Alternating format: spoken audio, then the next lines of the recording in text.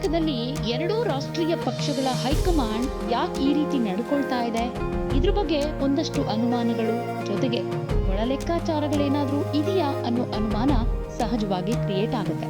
ಯಾಕಂದ್ರೆ ಹೈಕಮಾಂಡ್ ಯಾವ ರೀತಿ ಧೋರಣೆ ತೋರಿಸ್ತಾ ಇದೆ ಅನ್ನೋದು ಕಣ್ಮುಂದೆ ಇದೆ. ರಾಜ್ಯದಲ್ಲಿ ಈಗಾಗಲೇ ಅಧಿಕಾರದಲ್ಲಿ ಕಾಂಗ್ರೆಸ್ ಇದೆ. ಕಾಂಗ್ರೆಸ್ನಲ್ಲಿ ಅಧಿಕಾರದ ಹಸ್ತಾಂತರದ ಕನ್ಫ್ಯೂಷನ್ಸ್ ಒಂದ್ ಕಡೆ ಇದ್ರೆ, ಪ್ರತಿಪಕ್ಷ ಬಿಜೆಪಿಯಲ್ಲಿ ಪಕ್ಷದ ರಾಜ್ಯಾಧ್ಯಕ್ಷ ಸ್ಥಾನದಿಂದ ಬಿವೈ ವಿಜಯೇಂದ್ರ ಅವರನ್ನ ಕೆಳಗಿಳಿಸಬೇಕು ಅನ್ನೋ ಒತ್ತಡ ಒಂದ್ ಕಡೆ ಇದೆ. ಸೊ ಎರಡೂ ಕಡೆಯ ಹೈಕಮಾಂಡ್ ನಲ್ಲಿ ಒಂದಷ್ಟು ಪರಿಸ್ಥಿತಿ ಗೊಂದಲಮಯವಾಗಿ ಕಾಣಿಸ್ತಾ ಇದೆ. ಆದ್ರೆ ಈ ಎರಡೂ ಪಕ್ಷಗಳು ತನ್ನ ನಿಲುವು ಏನು ಅಂದ್ರೆ, ಹೈಕಮಾಂಡ್ ಏನಿದೆ, ಎರಡೂ ಪಕ್ಷಗಳ ಹೈಕಮಾಂಡ್ ನಿಲುವು ಏನು ಅನ್ನೋದನ್ನ ಪ್ರಕಟಿಸ್ತಾ ಇಲ್ಲ. ಅದ್ರ ಬಗ್ಗೆ ಕ್ಲಾರಿಟಿನೇ ಕೊಡ್ತಾ ಇಲ್ಲ. ಈಗ ಕಾಂಗ್ರೆಸ್ನಲ್ಲಿ ಪವರ್ ಶೇರಿಂಗ್ ಒಪ್ಪಂದ ಆಗಿದೆಯಾ ಅನ್ನೋದ್ರ ಬಗ್ಗೆ ಕಾಂಗ್ರೆಸ್ ಹೈಕಮಾಂಡ್ ಹೇಳ್ತಾನೆ ಇಲ್ಲ. ಇನ್ನೊಂದ್ ಕಡೆ ಬಿಜೆಪಿಯಲ್ಲಿ ವಿಜಯೇಂದ್ರ ಹಾಗೆ ಕಂಟಿನ್ಯೂ ಆಗ್ತಾರಾ ಅಥವಾ ಬದಲಾವಣೆ ಆಗುತ್ತಾ ಅನ್ನೋದ್ರ ಬಗ್ಗೆ ಕೂಡ ಕ್ಲಾರಿಟಿ ಕೊಡ್ತಾ ಇಲ್ಲ. ಸೊ ಎರಡೂ ರಾಷ್ಟ್ರೀಯ ಪಕ್ಷಗಳ ಹೈಕಮಾಂಡ್ ಸೈಲೆಂಟ್ ಆಗ್ಬಿಟ್ಟಿವೆ. ಫಲಿತಾಂಶ ಕಾಂಗ್ರೆಸ್ಸಿನ ಅಧಿಕಾರ ಹಸ್ತಾಂತರದ ಗೊಂದಲದಿಂದ ಆಡಳಿತ ಯಂತ್ರದ ಮೇಲೆ ಒಂದಷ್ಟು ಪರಿಣಾಮ ಉಂಟಾಗ್ತಾ ಇರೋದು ಕೂಡ ಅಷ್ಟೇ ಸತ್ಯ. ಸರ್ಕಾರದ ಇಮೇಜ್ಗೂ ಕೂಡ ಡ್ಯಾಮೇಜ್. ಬಿಜೆಪಿಯಲ್ಲಿರೋ ಅಸಮಾಧಾನ ಪ್ರತಿಪಕ್ಷವಾಗಿ ಸಮರ್ಥವಾಗಿ ಕಾರ್ಯನಿರ್ವಹಿಸುವಲ್ಲಿ ವೈಫಲ್ಯವನ್ನ ಕಾಣ್ತಾ ಇದೆ ಅನ್ನೋದು ಕೂಡ ಅಷ್ಟೇ ಸತ್ಯ. ಸಿಎಂ ಸಿದ್ದರಾಮಯ್ಯ ಹಾಗೆ ಡಿಸಿಎಂ ಡಿಕೆ ಶಿವಕುಮಾರ್ ಅವರ ನಡುವೆ ಪವರ್ ಶೇರಿಂಗ್ ಬಗ್ಗೆ ಇನ್ನೂ ಕನ್ಫ್ಯೂಷನ್ಸ್ ಜೀವಂತವಾಗಿದೆ. ನವೆಂಬರ್ 20 ಒಳಗಡೆ ಏನೋ ಕ್ರಾಂತಿ ಆಗ್ಬಿಡುತ್ತೆ ಅನ್ನೋ ಒಂದಷ್ಟು ಊಹಾಪೋಹಗಳು ಹಾಗೆ ಉಳ್ಕೊಂಡಿವೆ. ನವೆಂಬರ್ ಅರ್ಧ ಮುಗಿದೋಗಿದ್ರು ಅದ್ರ ಬಗ್ಗೆನೂ ಅದಕ್ಕೆ ಕ್ಲಾರಿಟಿ ಸಿಕ್ಕಿಲ್ಲ. ಇನ್ನು ಎರಡನೇ ಸಲ ಮುಖ್ಯಮಂತ್ರಿಯಾಗಿ ಈಗ ಬರೋಬ್ಬರಿ 2.5 ವರ್ಷ ಪೂರೈಸಿದ್ದಾರೆ ಮುಖ್ಯಮಂತ್ರಿ ಸಿದ್ದರಾಮಯ್ಯನವರು. ಸೊ ಈಗ ಒಪ್ಪಂದ ಏನಾದರೂ ಏರ್ಪಟ್ಟಿದ್ರೆ ಉಳಿದ 2.5 ವರ್ಷಗಳ ಅಧಿಕಾರದ ಅವಧಿ ಶಿವಕುಮಾರ್ ಅವರದ್ದಾಗಬೇಕು. ಶಿವಕುಮಾರ್ ಅವರದ್ದು ಕೂಡ ಇದೇ ಪಟ್ಟು. ಆದರೆ ಸಿಎಂ ಸೀಟ್ ಬಿಡೋದಕ್ಕೆ ಸಿದ್ದರಾಮಯ್ಯ ಅಂತೂ ರೆಡಿ ಇಲ್ಲ. ಯಾಕಂದ್ರೆ ಅವ್ರ ಪ್ರಕಾರ ಅಂತಹ ಯಾವುದೇ ಒಪ್ಪಂದ ಆಗಿಲ್ಲ ಅನ್ನೋದು. ಒಪ್ಪಂದ ಆಗಿದ್ರೆ ಆಗಿದೆ ಅಂತ ಹೇಳೋದಕ್ಕೆ ಡಿಕೆ ಶಿವಕುಮಾರ್ ಕೂಡ ರೆಡಿ ಇಲ್ಲ. ಆದರೆ ಪ್ರಯತ್ನವನ್ನು ಮಾತ್ರ ಬಿಡ್ತಾ ಇಲ್ಲ. ಆದ್ರೆ ಶಿವಕುಮಾರ್ ಸಹೋದರ ಮಾಜಿ ಸಂಸದ ಬಮೂಲ್ ಅಧ್ಯಕ್ಷ ಡಿಕೆ ಸುರೇಶ್ ಅವರು ಸಿದ್ದರಾಮಯ್ಯನವರು ಎಂದೂ ಕೊಟ್ಟ ಮಾತನ್ನ ತಪ್ಪೋರಲ್ಲ, ಅವರು ಯಾರಿಗ್ ಮಾತು ಕೊಟ್ಟರು ತಪ್ಪೋದಿಲ್ಲ ಅಂತ ಕೂಡ ಹೇಳಿಕೆ ಕೊಟ್ಟು ಒಂದ್ ರೀತಿ ಕುತೂಹಲಕ್ಕೆ ಕಾರಣ ಆಗಿದ್ದಾರೆ. ಇನ್ನು ಸಿದ್ದರಾಮಯ್ಯನವರು ಕಳೆದ ಕೆಲವು ತಿಂಗಳ ಹಿಂದೆ ದೆಹಲಿಯ ಹೈಕಮಾಂಡ್ ಅಂಗಳದಲ್ಲೇ ನಿಂತು ಯಾವುದೇ ಆ ರೀತಿಯ ಒಪ್ಪಂದ ಆಗೇ ಇಲ್ಲ, ಶಿವಕುಮಾರ್ ಅವರಿಗೆ ಶಾಸಕರ ಬೆಂಬಲ ಕೂಡ ಇಲ್ಲ, ಉಳಿದ ಅವಧಿಗೂ ಕೂಡ ನಾನೇ ಸಿಎಂ, ಮುಂದಿನ ಸಲ ಕೂಡ ನನ್ನ ನೇತೃತ್ವದಲ್ಲೇ ಎಲೆಕ್ಷನ್ ಅಂತ ಘಂಟಾಘೋಷವಾಗಿ ಹೇಳ್ಕೊಂಡಿದ್ರು. ಆಗ ಹೈಕಮಾಂಡ್ ಆಗ್ಲಿ ಡಿಕೆಶಿ ಆಗ್ಲಿ ಇದಕ್ಕೆ ರಿಯಾಕ್ಟೇ ಮಾಡಿರಲಿಲ್ಲ. ಇದು ಅಲ್ಲಿಗೆ ಮುಗಿದ ಅಧ್ಯಾಯ ಆಗಬೇಕಾಗಿತ್ತು. ಆದ್ರೆ ಹಾಗಾಗ್ಲಿಲ್ಲ. ಕೆಲವು ದಿನಗಳಾದ್ಮೇಲೆ ಸಿದ್ದರಾಮಯ್ಯನವರೇ ಸಾಫ್ಟ್ ಆಗ್ಬಿಟ್ರು. ಹೈಕಮಾಂಡ್ ಏನಾದರೂ ಆ ಥರ ನಿರ್ಧಾರ ಮಾಡಿದ್ರೆ 5 ವರ್ಷ ನಾನೇ ಮುಖ್ಯಮಂತ್ರಿ ಅಂತ ರಕ್ಷಣಾತ್ಮಕ ಆಟ ಆಡಿದ್ರು. ನಂತರ ಪರ್ಯಾಯ ನಾಯಕರ ಹೆಸರು ಕೂಡ ಪ್ರಸ್ತಾಪ ಆಯಿತು.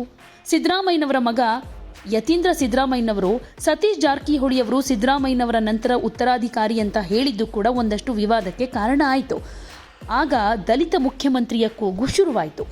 ಇಲ್ಲಿ ಸಿದ್ದರಾಮಯ್ಯ ಹಾಗೆ ಡಿಕೆ ಶಿವಕುಮಾರ್ ಅವರ ಮಧ್ಯೆ ಅಧಿಕಾರ ಹಸ್ತಾಂತರದ ಒಪ್ಪಂದ ಆಗಿದೆಯಾ, ಹಾಗೆ ಪರಮೇಶ್ವರ್ ಅವರಂತಹ ಹಿರಿಯ ಸಚಿವರಿಗೂ ಇಂತಹ ಒಪ್ಪಂದದ ಬಗ್ಗೆ ಗೊತ್ತಿಲ್ಲ ಅನ್ನೋದಾದ್ರೆ, ನಾಯಕತ್ವ ಬದಲಾವಣೆಯ ಗೊಂದಲವನ್ನ ಹೈಕಮಾಂಡ್ ಬಗೆಹರಿಸಲಿ ಅಂತ ಹಿರಿಯ ಸಚಿವರೆಲ್ಲ ದೆಹಲಿ ಕಡೆಗೆ ಗಮನ ಹರಿಸಿದ್ರು. ಆದರೆ ಹೈಕಮಾಂಡ್ ಮಾತ್ರ ಸೈಲೆಂಟ್. ಈ ಗೊಂದಲ ಬಹಳ ದಿನಗಳ ತನಕ ಮುಂದುವರಿಯೋದಕ್ಕೆ ಬಿಟ್ರೆ ರಾಜ್ಯದ ಆಡಳಿತದ ಪರಿಸ್ಥಿತಿ ಇನ್ನಷ್ಟು ಹದಗೆಡುತ್ತೆ ಅನ್ನೋ ಸತ್ಯ ಹೈಕಮಾಂಡ್ಗೂ ಗೊತ್ತಿದೆ. ಪಕ್ಷದ ಇಮೇಜ್ಗೆ ಡ್ಯಾಮೇಜ್ ಆಗ್ತಾ ಇರೋದು ಗೊತ್ತಿದೆ.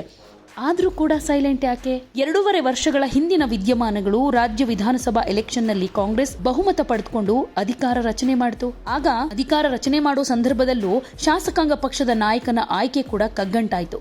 ದೆಹಲಿಯ ಹೈಕಮಾಂಡ್ ಅಂಗಳದಲ್ಲೇ ಒಂದಷ್ಟು ಡೆವಲಪ್ಮೆಂಟ್ ಆಯಿತು. ಡಿಕೆಶಿ ಸಿಎಂ ಸ್ಥಾನಕ್ಕೆ ಪಟ್ಟು ಹಿಡಿದ್ರು. ಕೊನೆಗೆ ಅವರಿಗೆ ಡಿಸಿಎಂ ಸ್ಥಾನ ಕೊಟ್ಟು ಕೆಪಿಸಿಸಿ ಅಧ್ಯಕ್ಷರಾಗಿ ಮುಂದುವರಿಬೇಕು ಅಂತ ಹೇಳಿ ಒಂದಷ್ಟು ಸಮಾಧಾನ ಪಡಿಸಿದ್ರು. ಆ ಹಂತದಲ್ಲೇ ಅಧಿಕಾರದ ಹಸ್ತಾಂತರ ಒಪ್ಪಂದ ಆಗಿದ್ಯಾ ಇಲ್ವಾ ಅನ್ನೋದೇ ಎಲ್ರಿಗಿರೋ ಕನ್ಫ್ಯೂಷನ್. ಇನ್ನು ಸಿದ್ದರಾಮಯ್ಯ ಹಾಗೆ ಡಿಕೆಶಿ ನಡುವೆ ಸಂಘರ್ಷದ ಒಡಲಲ್ಲೇ ಹೊಸ ಸರ್ಕಾರ ರಚನೆಯಾಯಿತು. ಒಂದೇ ಪಕ್ಷದ ಸರ್ಕಾರ ಆದ್ರೂ ಡಿಕೆ ಬಣ ಹಾಗೆ ಸಿದ್ದು ಬಣ ಅಂತ ಬಣಗಳು ಕ್ರಿಯೇಟ್ ಆದ್ವು. ಹೀಗಾಗಿ ಎರಡೂ ಪಕ್ಷಗಳ ಸಮ್ಮಿಶ್ರ ಸರ್ಕಾರದಂತೆ ಈ ಸರ್ಕಾರ ಭಾಸವಾಗ್ತಾ ಇದೆ ಅನ್ನೋ ಟೀಕೆ ಕೂಡ ಇದೆ. ಸಿದ್ದರಾಮಯ್ಯ ಹಾಗೆ ಡಿಕೆ ಶಿವಕುಮಾರ್ ಈಗ ತಮ್ಮ ದಾಳಗಳನ್ನ ಉರುಳಿಸೋದಕ್ಕೆ ಶುರು ಮಾಡಿದ್ದಾರೆ. ಸಿದ್ದರಾಮಯ್ಯನವರು ಅಧಿಕಾರದಲ್ಲಿ ಮುಂದುವರಿಯೋದಕ್ಕೆ ಹಾಗೆ ಡಿಕೆ ಶಿವಕುಮಾರ್ ಅವರು ಸಿಎಂ ಸ್ಥಾನಕ್ಕೇರೋದಕ್ಕೆ ಒಂದಷ್ಟು ಪ್ರಯತ್ನಗಳನ್ನ ಮಾಡ್ತಾ ಇದ್ದಾರೆ. ಇಬ್ಬರೂ ನಾಯಕರು ದೆಹಲಿಯ ವರಿಷ್ಠರನ್ನ ಭೇಟಿ ಮಾಡಿ ಚರ್ಚೆ ಮಾಡ್ತಾನೆ ಇದ್ದಾರೆ. ಇದರ ಜೊತೆಗೆ ಸಂಪುಟ ಪುನರ್ರಚನೆಯ ಸಿದ್ದರಾಮಯ್ಯನವರ ಮನವಿಗೆ ಹೈಕಮಾಂಡ್ ಒಪ್ಪಿದ್ರೆ ಸಿದ್ದರಾಮಯ್ಯನವರ ನಾಯಕತ್ವ ಕಂಟಿನ್ಯೂ ಆಗೋದು ಕನ್ಫರ್ಮ್. ಹೀಗಾಗಿ ಶಿವಕುಮಾರ್ ಅವರು ಸಂಪುಟ ಪುನರ್ರಚನೆ ಬೇಡ ಅಂತಾನೂ ಒತ್ತಡ ಹಾಕ್ತಿದ್ದಾರೆ. ಹೈಕಮಾಂಡ್ ಯಥಾಸ್ಥಿತಿ ಮುಂದುವರಿಕೆಗೆ ಒಲವು ತೋರಿದೆ ಅನ್ನೋ ವರದಿ ಇದೆ. ಈ ಯಥಾಸ್ಥಿತಿಯನ್ನು ಕೂಡ ತುಂಬಾ ದಿನಗಳ ತನಕ ಕಂಟಿನ್ಯೂ ಮಾಡೋದಕ್ಕಾಗೋದಿಲ್ಲ. ಸದ್ಯಕ್ಕೆ ಇದೇ ರೀತಿಯ ಪರಿಸ್ಥಿತಿ ಮುಂದುವರೆದ್ರೆ ನಾಯಕತ್ವ ಬದಲಾವಣೆಯೂ ಇಲ್ಲ, ಸಂಪುಟ ಪುನರ್ರಚನೆಯೂ ಇಲ್ಲ. ಈ ಪರಿಸ್ಥಿತಿಯಲ್ಲಿ ಡಿಕೆಶಿ ಬೆಂಗಳೂರಿನಲ್ಲಿ ಮೊನ್ನೆ ಪಕ್ಷದ ಕಾರ್ಯಕ್ರಮದಲ್ಲಿ ಮಾತನಾಡ್ತಾ ಮಾಜಿ ಪ್ರಧಾನಿ ಇಂದಿರಾ ಗಾಂಧಿ ಅವರ ಒಬ್ಬ ಕೆಲಸ ಮಾಡೋನು, ಮತ್ತೊಬ್ಬ ಇದರ ಲಾಭ ಪಡೆಯೋನು ಅನ್ನೋ ಮಾತನ್ನ ಉಲ್ಲೇಖ ಮಾಡಿರೋದನ್ನ ಗಮನಿಸಬೇಕು. ಡಿಕೆ ಶಿವಕುಮಾರ್ ತಮ್ಮ ದುಡಿಮೆಗೆ ಕೂಲಿ ಕೇಳ್ತಿದ್ದಾರೆ, ಕೂಲಿ ಕೊಡೋರು ದೆಹಲಿಯಲ್ಲಿ ಕೂತಿದ್ದಾರೆ. ಇದರ ನಡುವೆ ಶಿವಕುಮಾರ್ ಅವರು ಕೆಪಿಸಿಸಿ ಅಧ್ಯಕ್ಷ ಸ್ಥಾನವನ್ನ ಬಿಟ್ಕೊಡೋದ್ರ ಬಗ್ಗೆ ಕೂಡ ಮಾತನಾಡಿದ್ದಾರೆ. ಇದು ಅವರ ಹತಾಶೆಯ ನುಡಿ ಅಥವಾ ಒತ್ತಡದ ತಂತ್ರ ಅಂತಾನೂ ಕನ್ಸಿಡರ್ ಮಾಡಬಹುದು. ಅವರ ಪರವಾದ ಮುಂದಿನ ವಿದ್ಯಮಾನಗಳ ಮುನ್ಸೂಚನೆ ಕೂಡ ಅದಾಗಿರಬಹುದು. ರಾಜ್ಯದಲ್ಲಿ 2023ಕ್ಕೆ ಕಾಂಗ್ರೆಸ್ ಅಧಿಕಾರಕ್ಕೆ ಬಂದಾಗಲಿನಿಂದ ಈ ಒಂದು ಗೊಂದಲ ಇದ್ದೇ ಇದೆ. ಎಲೆಕ್ಷನ್ಗೂ ಮುಂಚೆ ಸಿದ್ದರಾಮಯ್ಯ ಹಾಗೆ ಡಿಕೆ ಶಿವಕುಮಾರ್ ಹೆಗ್ಲು ಮೇಲೆ ಕೈ ಹಾಕಿ ರಾಜ್ಯದಲ್ಲಿ ಪ್ರವಾಸ ಮಾಡಿದ್ರು. ಇಬ್ಬರೂ ನಾಯಕರಲ್ಲಿ ಆಗ ಇದ್ದಂತಹ ಒಗ್ಗಟ್ಟು ಈಗ ಕಾಣಿಸ್ತಾ ಇಲ್ಲ. ಸಿದ್ದರಾಮಯ್ಯ ಸರ್ಕಾರ ಗ್ಯಾರಂಟಿ ಯೋಜನೆಗಳಿಂದ ಮೇಲೆ ಬಂದಿಲ್ಲ. ಗ್ಯಾರಂಟಿ ಯೋಜನೆಗಳ ಅನುಷ್ಠಾನವನ್ನೇ ಸರ್ಕಾರದ ಸಾಧನೆ ಅಂತ ಬಿಂಬಿಸಿಕೊಳ್ಬೇಕಾಗಿದೆ. ಇನ್ನು ಅನೇಕ ಆಶ್ವಾಸನೆಗಳು ಕೂಡ ಇನ್ನೂ ಈಡೇರಿಲ್ಲ. ಅನೇಕ ಸಚಿವರಿಗೆ ಕಾರ್ಯ ಮಾಡೋದಕ್ಕೆ ಉತ್ಸಾಹವೇ ಇಲ್ಲ. ಕೆಲವು ಸಚಿವರು ರಾಜಧಾನಿ ಹಾಗೆ ತಮ್ಮ ತವರು ಜಿಲ್ಲೆ ಬಿಟ್ಟು ರಾಜ್ಯದ ಎಲ್ಲಾ ಕಡೆ ಪ್ರವಾಸವನ್ನ ಮಾಡ್ತಾನೇ ಇಲ್ಲ. ಸಿಎಂ ಸಿದ್ದರಾಮಯ್ಯನವರು ಮೊದಲ ಅವಧಿಗೆ ಕಂಪೇರ್ ಮಾಡಿದರೆ ಎರಡನೇ ಅವಧಿಯಲ್ಲಿ ಒಂದಷ್ಟು ಉತ್ಸಾಹ ಕಳೆದುಕೊಂಡಿದ್ದಾರೆ. ಆಡಳಿತದ ಮೇಲೆ ಬಿಗಿ ಹಿಡಿತ ಕೂಡ ಕಾಣಿಸ್ತಾ ಇಲ್ಲ ಅನ್ನೋದು ಅನೇಕರ ವಾದ. ಇನ್ನು ಬಿಹಾರದಲ್ಲಿ ಮಹಾಗಠಬಂಧನ್ಗೆ ಹೀನಾಯ ಸೋಲಾಗಿರೋದು ರಾಜ್ಯ ಕಾಂಗ್ರೆಸ್ ಮೇಲೆ ಪ್ರತಿಕೂಲ ಪರಿಣಾಮ ಬೀರೋದೇ ಇಲ್ಲ ಅಂತ ಹೇಳೋದಕ್ಕಾಗೋದಿಲ್ಲ. ರಾಜ್ಯದಲ್ಲಿ ಬಿಜೆಪಿ ಜೆಡಿಎಸ್ ದೋಸ್ತಿ ವಿಧಾನಸಭಾ ಚುನಾವಣೆಗೂ ಕಂಟಿನ್ಯೂ ಆದರೆ ಕಾಂಗ್ರೆಸ್ ಪರಿಸ್ಥಿತಿ ತುಂಬಾನೇ ಕಷ್ಟವಾಗುತ್ತೆ. ರಾಜ್ಯದ ಕಾಂಗ್ರೆಸ್ ಸರ್ಕಾರ ನುಡಿದಂತೆ ನಡೆದವರು ಅಂತ ಹೇಳ್ಕೊಳ್ತಾ ಇತ್ತು. ಆದರೆ ಈಗ ಆ ಮಾತನ್ನ ಹೇಳೋದಕ್ಕೆ ಆತ್ಮವಿಶ್ವಾಸ ಅಷ್ಟರ ಮಟ್ಟಿಗೆ ಇಲ್ಲ ಅಂತಾನೂ ಹೇಳಬಹುದು. ಪರಿಸ್ಥಿತಿ ಹೀಗಿರುವಾಗ ದೆಹಲಿಯಲ್ಲಿ ಡಿಕೆ ಶಿವಕುಮಾರ್ ಆಪ್ತ ಶಾಸಕರ ತಂಡ ಮಲ್ಲಿಕಾರ್ಜುನ್ ಖರ್ಗೆ ಅವರನ್ನ ಭೇಟಿ ಮಾಡಿ ಮಾತುಕತೆ ನಡೆಸಿದ್ರೆ, ಬೆಂಗಳೂರಿನಲ್ಲಿ ಮುಖ್ಯಮಂತ್ರಿ ಸಿದ್ದರಾಮಯ್ಯನವರ ಆಪ್ತ ಸಚಿವರು ಹಾಗೆ ಶಾಸಕರು ಸತೀಶ್ ಜಾರಕಿಹೊಳಿ ಅವರ ನಿವಾಸದಲ್ಲಿ ಡಿನ್ನರ್ ಮೀಟಿಂಗ್ ಕೂಡ ನಡೆಸಿದ್ದಾರೆ. ಆದರೆ ಈ ಡಿನ್ನರ್ ಮೀಟಿಂಗ್ ನಲ್ಲಿ ಡಾಕ್ಟರ್ ಜಿ ಪರಮೇಶ್ವರ್, ಸಚಿವರಾದ ಎಚ್ ಸಿ ಮಹದೇವಪ್ಪ, ದಿನೇಶ್ ಗುಂಡೂರಾವ್, ಮುನಿಯಪ್ಪ, ವೆಂಕಟೇಶ್, ಮಾಜಿ ಸಚಿವ ರಾಜಣ್ಣ ಸೇರಿದ ಹಾಗೆ ಅನೇಕರು ಭಾಗಿಯಾಗಿದ್ರು. ಅಧಿಕಾರ ಉಳಿಸಿಕೊಳ್ಳೋ ಹಾಗೆ ಅಧಿಕಾರ ಪಡೆಯೋ ರಾಜಕಾರಣದ ಬಗ್ಗೆ ರಾಜಣ್ಣ ಪರೋಕ್ಷವಾಗಿ ಮಾತನಾಡ್ತಾ ಇದ್ದಾರೆ. ಇದೆಲ್ಲ ಬೆಳವಣಿಗೆಗಳ ಮಧ್ಯೆ ಡಿಕೆ ಶಿವಕುಮಾರ್ ಕೂಡ ಸದ್ಯ ಸೈಲೆಂಟ್ ಆಗಿದ್ದಾರೆ. ಇವತ್ತು ಖರ್ಗೆ ಅವರು ಬೆಂಗಳೂರಿಗೆ ಬರ್ತಾ ಇದ್ದಾರೆ.